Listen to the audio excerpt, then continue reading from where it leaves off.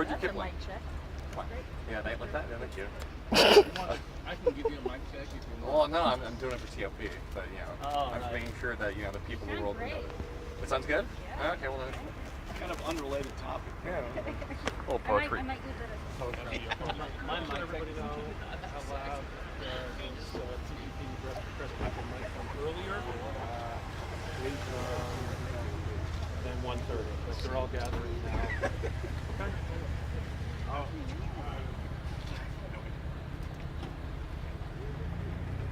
Got it. Thank you. Brian, you gonna have a clear shot? Mm-hmm. Okay. Not everyone's shot right now, so I'm trying to set up this one. No. Is the chief even here? Chief Aziz is not. He's was attending the Major City Chiefs Conference. Okay. Can we say I mean, technically, I got priority here. This is awesome. That's why I'm still doing it. See? Yeah. I was asking Brian, Lester, do you not need me Lester. more?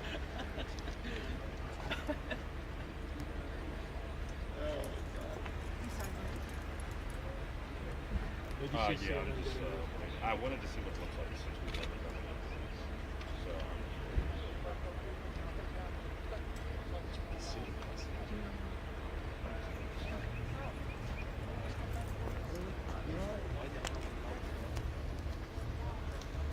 That's not the bus for the residents? Tripping. I just wrap this around my waist and put everything back in my pockets, which is the reason why I brought this.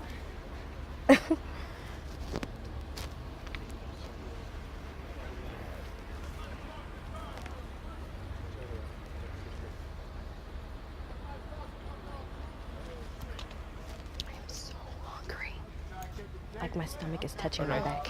I went to my car now. This is fun. I made myself a really good cucumber salad this morning. I shoveled that down there. I haven't eaten anything. I was literally about to stop and get some hash browns, and they were like, "Can you go to this thing?" I'm like, holy. I think there's literally a Dunkin' on the other side. I was like, of course we're on this.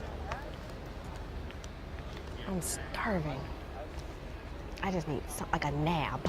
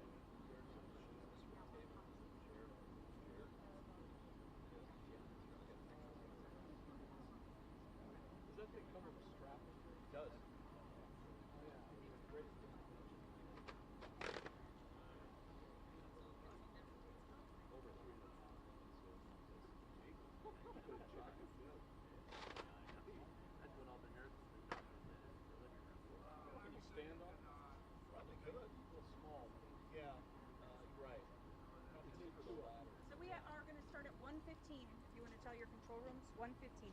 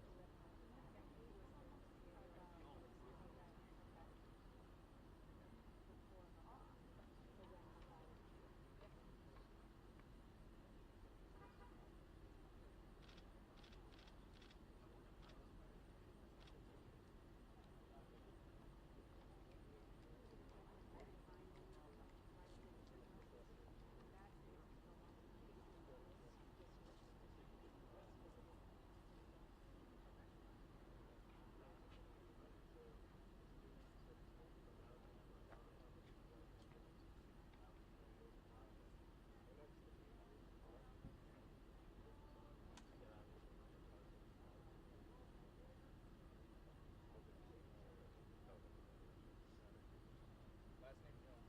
Okay.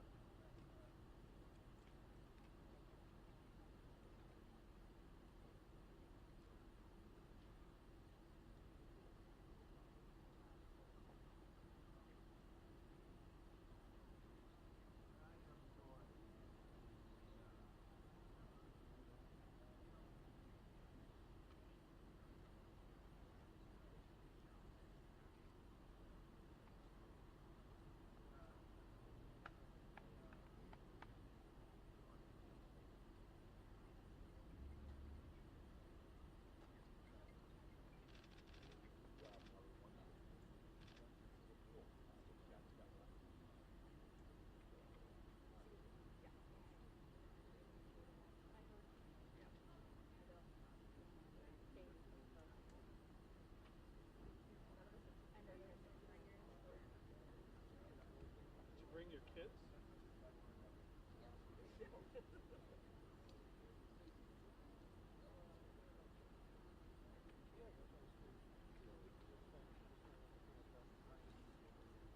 For one of them.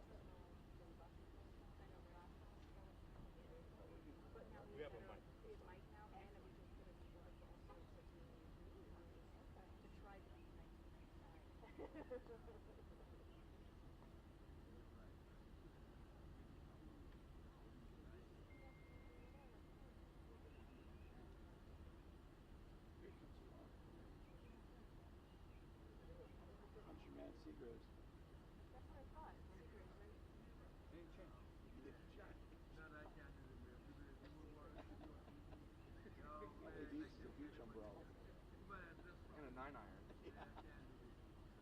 And socks.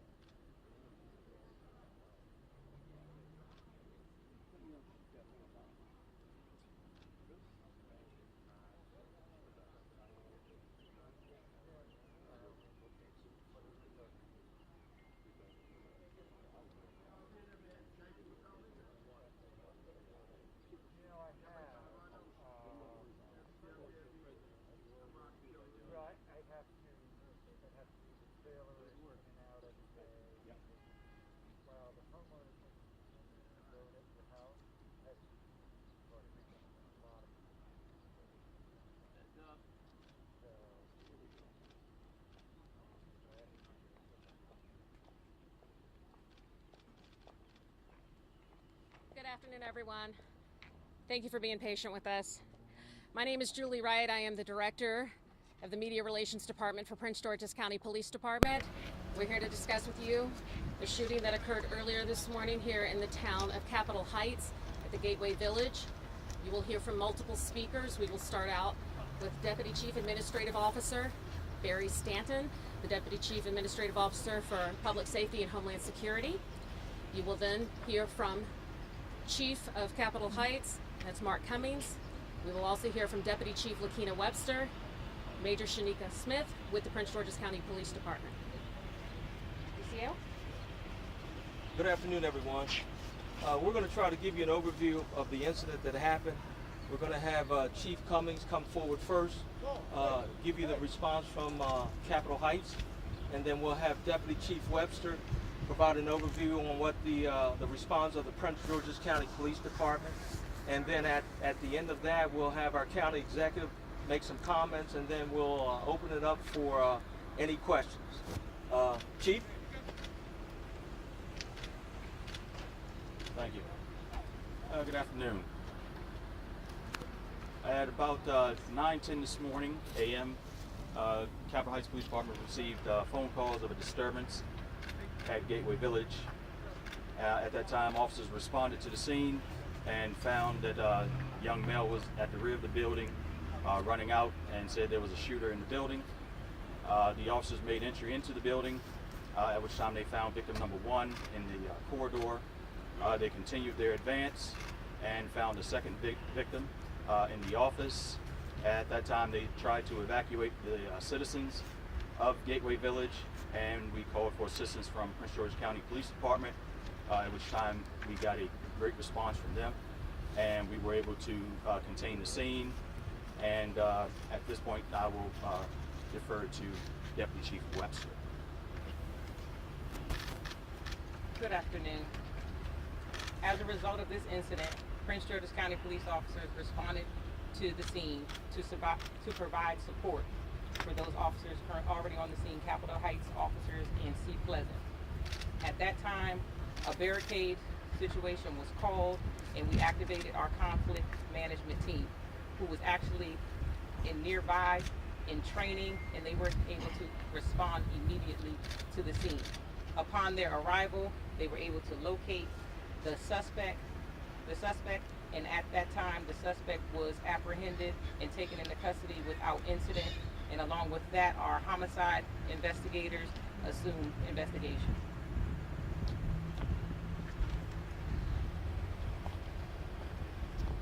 Good afternoon, everyone. So we are here today. You know, we woke up this morning and yet another case of inexplicable grief. And so we first of all really want to extend our condolences and our prayers to the families of the victims in this case. We are absolutely devastated about the loss of life again today. And as we think about it, the depravity that we're seeing, just not only here in Prince George's, but we're just seeing in general, is inexplicable. There really is no good explanation for why this kind of occurrence can happen again and again. We're providing resources as a government, job resources. We're providing all that we can think of, rental assistance. There are just so many sources that we're providing, and we'll continue to do those things. But the heart of a person that's capable of committing this kind of crime is just really inexplicable. We are at this time, we've turned our attention, we want to thank, first of all, I want to thank the department, thank the Capitol Heights Police Department, Prince George's County Police Department. They did an excellent job in responding, making sure that they were able to make an apprehension that did not result in a further loss of life, and so they did a really excellent job of responding in this case. And they are currently investigating, collecting evidence. The state's attorney is here as well. I want to thank her, State's Attorney Aisha Grayboy, and her team are here as well. And we are now turning our attention to make sure that the seniors who are in this facility, who have been temporarily displaced, some are still in place sheltering, but that we are really focusing on providing what we can to them in the way of medicines and food, and just really caring for them in this time. So I don't know if there are, let's see, at this point I'm going to turn it over for questions. Can you tell us anything about the suspect? I mean, we've talked to a number of witnesses who say this was a resident, lost his job as a maintenance man. Can you get into anything of that at all?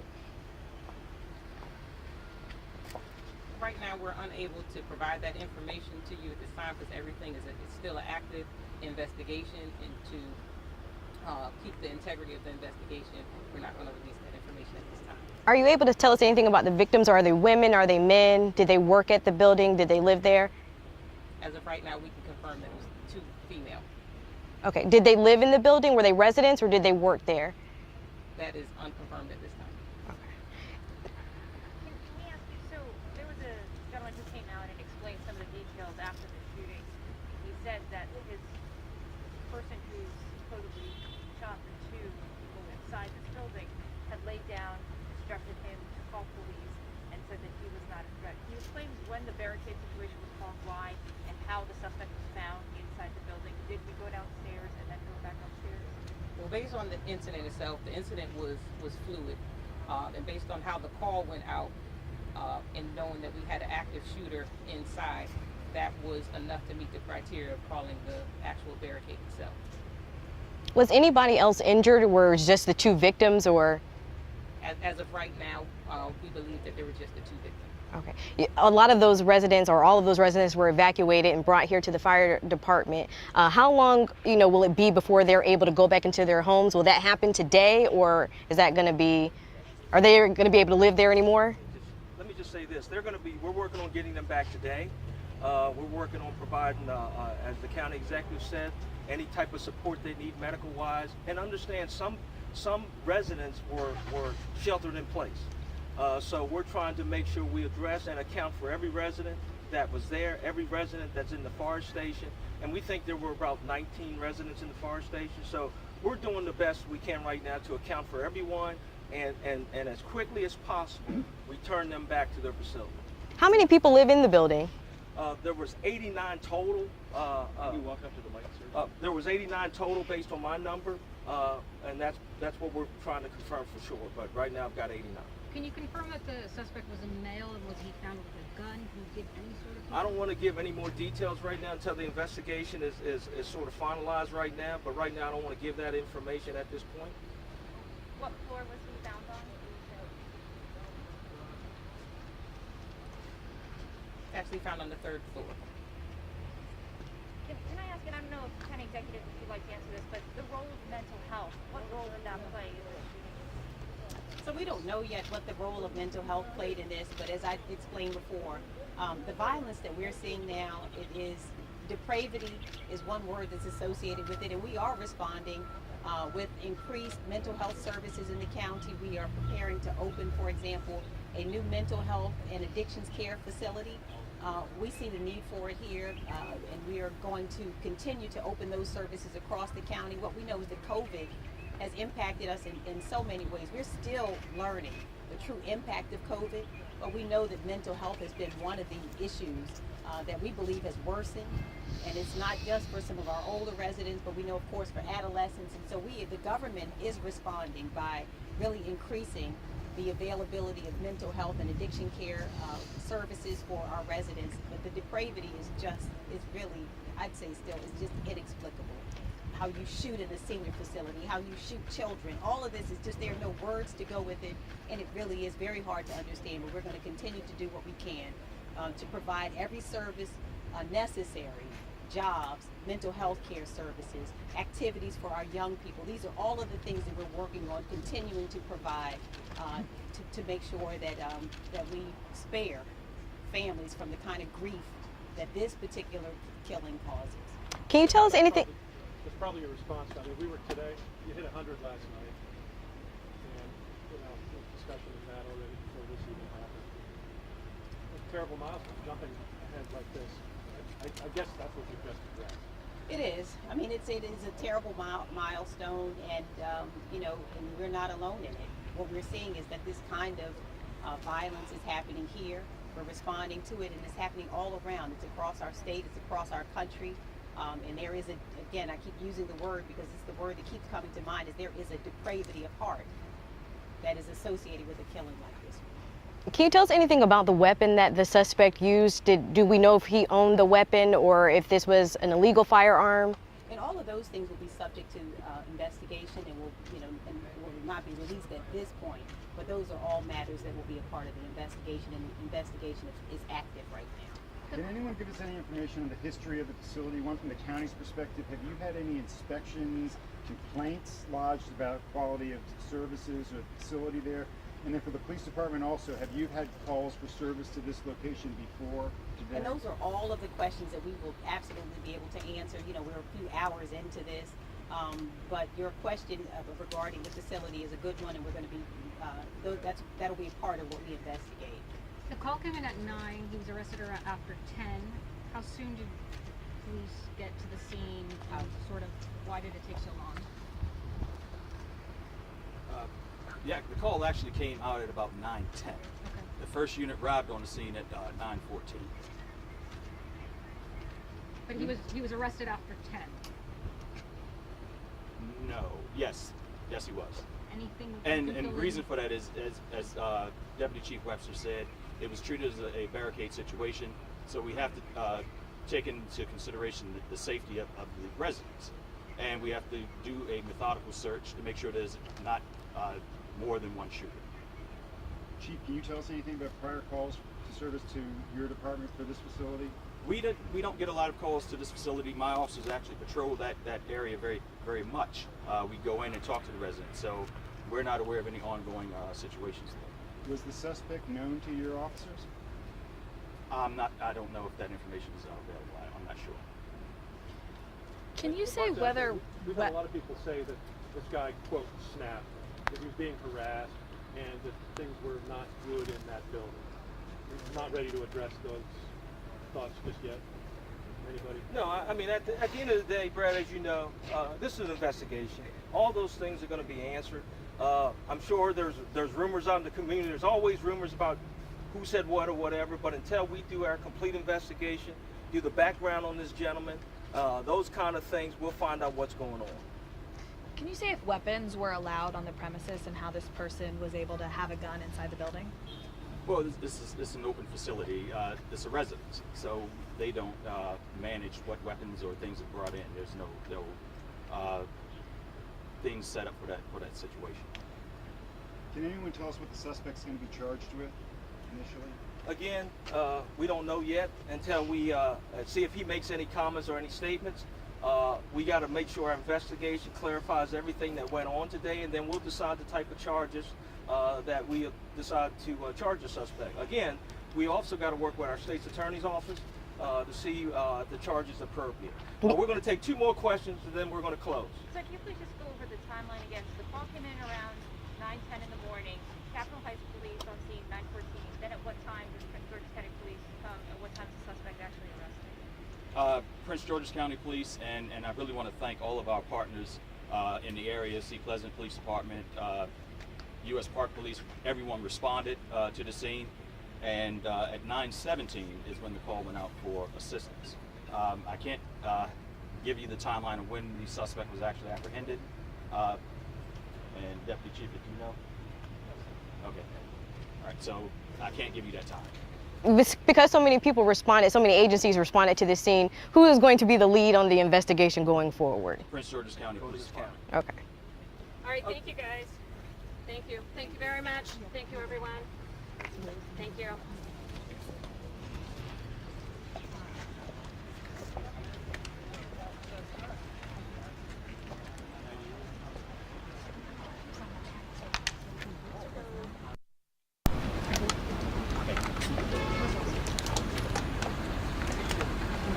He's over here. Yeah, I think that's